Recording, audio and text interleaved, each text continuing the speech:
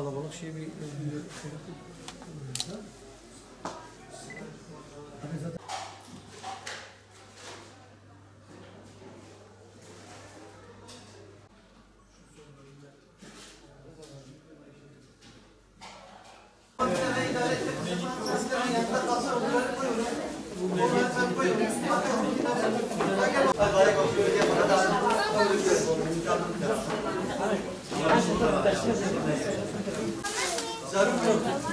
Zarf göğe peşinlerine çiğnevim babim.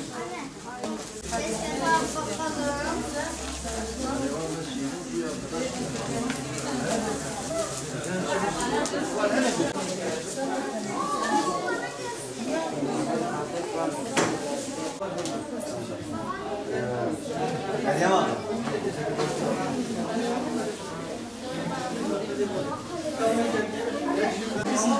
Bir yere gidiyoruz.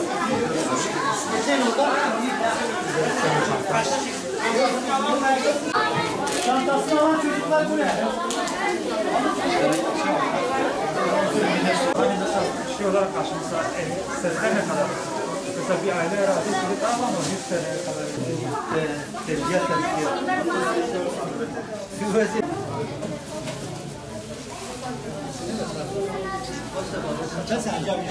Zarf kabren teke kabren edeceğiz. Vacih var. Ara bu.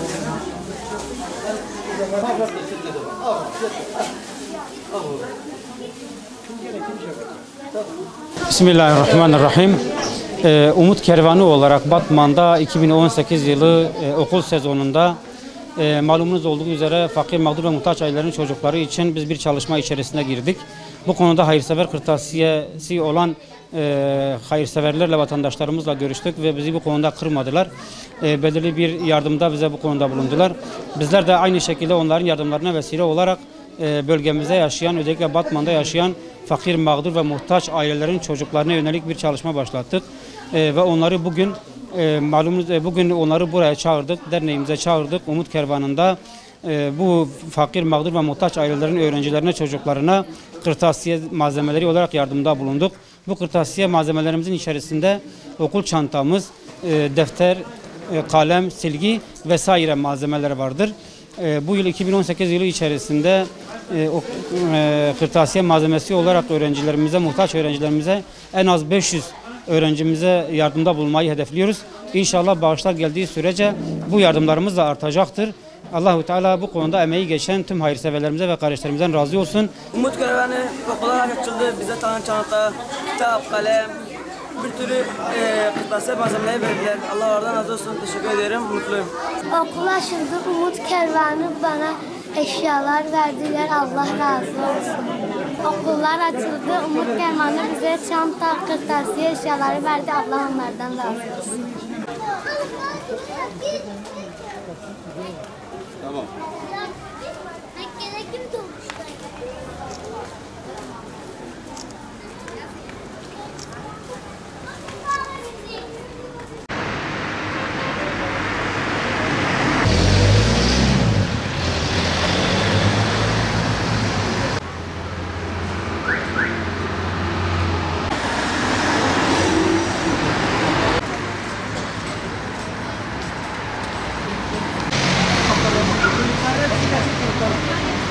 Abi bunlar da geldi.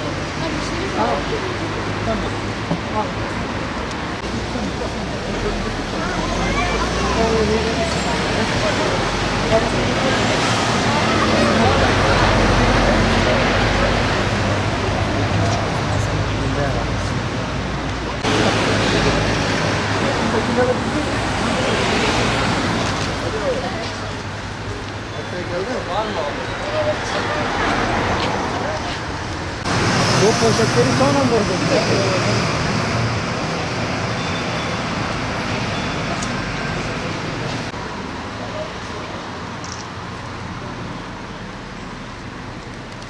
2018-2019 eğitim yılını başta öğrencilerimize, sonradan öğretmenlerimize başarılar diliyorum.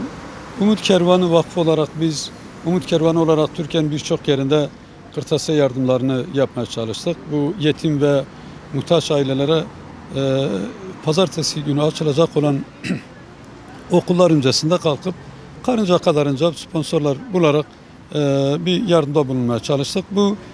Bunlar biz İslami açıdan, Kur'an'i açıdan kendi görevlerimiz arasında biliyoruz. Bu çocuklar bizim kendi çocuklarımızdır. Bunlar toplum bu gibi müesseseler, toplum buna benzer ihtiyaçlarını gidermek için yardımda bulunmaya çalışıyoruz. Biz vakıf olarak da Türkiye'nin birçok yerinde yapmış olduğumuz yardım faaliyetlerinin her sene eğitim sezonu başında da kırtasiye yardımı adı altında biz bir kampanya açıyoruz. Yapmış olduğumuz bu kampanyada Türkiye çapında yüzlerce yetim ve muhtaç ailelere kırtasiye yardımında bulunduk. Vakfımızın İstanbul'daki merkezi ile de biz şu anda tabii birçok yerde yaptığımız gibi şu anda burada da yardım yapmak üzere bu kardeşlerimizi topladık. Kırtasiye yardımlarımızı bugün bu şekilde gördüğünüz gibi yapıyoruz. Sayı şimdi her gün arttığı için sayı veremiyoruz. Yani yüzlerce bizim Türkiye'de 100 noktada biz çalışmalarımız var. 32 ilde bizim beraber çalıştığımız partnerlerimiz var.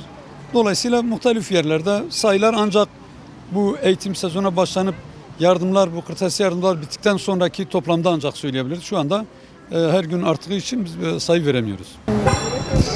Adım Nurullah, soyadım Karabay.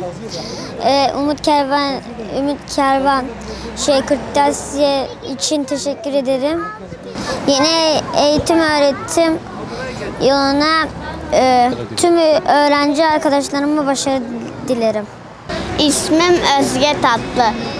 Öncelikle Umut Kervanı Derneği'ni yapan başkanına çok teşekkür ederiz ve bu bağışı yapan herkese bir çocuğun yüzünü güldürdüğü için herkese çok teşekkür ederiz. Onlara dualarımı iletiyorum saygıyla. İsmim Sabahattin Ugar, İHO Ebrar Türkiye temsilcisiyim. Bugün Diyarbakır'ın Çınar ilçesindeyiz.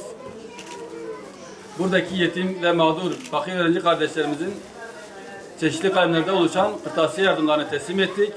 Allah-u Teala bu hayırsever kardeşlerimizden razı olsun. Buradaki yetimler ve mağdur öğrenciler adına bütün kardeşlerimize, bütün hayır sahipleri, iş adamlarına teşekkür ediyoruz. Dünyanın dört bir tarafındaki mazlum ve mağdurlar için çalışmalarımız, yardımlarımız devam edecektir inşallah.